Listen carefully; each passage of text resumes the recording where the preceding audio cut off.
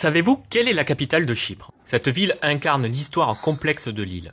L'une des premières choses qui frappe à Nicosie, c'est cette ligne de démarcation, cette frontière qui sépare la ville en deux. D'un côté le sud grec-chypriote, de l'autre le nord turc-chypriote. Un décor à la fois étrange et poignant, où les vestiges de la guerre côtoient le quotidien de milliers d'habitants. Le cœur de ville est séparé par un mur gardé par l'armée. On voit encore les impacts du conflit et les miradors de l'ONU. Mais Nicosie, c'est bien plus que sa division, c'est une ville où les influences occidentales et orientales se mélangent, créant une atmosphère unique. La vieille ville est entourée de remparts vénitiens. C'est un véritable labyrinthe de ruelles étroites, de boutiques d'artisans et de maisons anciennes, souvent décorées de faïences colorées. On s'y perd avec plaisir, surtout autour de Laiki Geitonia, un quartier pittoresque plein de charme. On peut traverser le checkpoint et se retrouver du côté nord, un autre monde.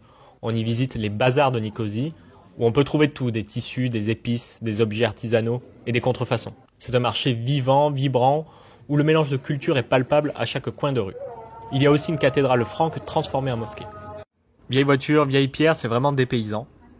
Nicosie, c'est une ville dynamique, un centre économique et universitaire. On y trouve des cafés branchés, des restaurants modernes, mais ça reste une ville de mémoire et de réflexion, avec des musées archéologiques et des monuments qui rappellent l'histoire mouvementée de l'île, soit du point de vue grec, soit du point de vue turc. À Nicosie, chaque coin de rue, chaque monument raconte une histoire.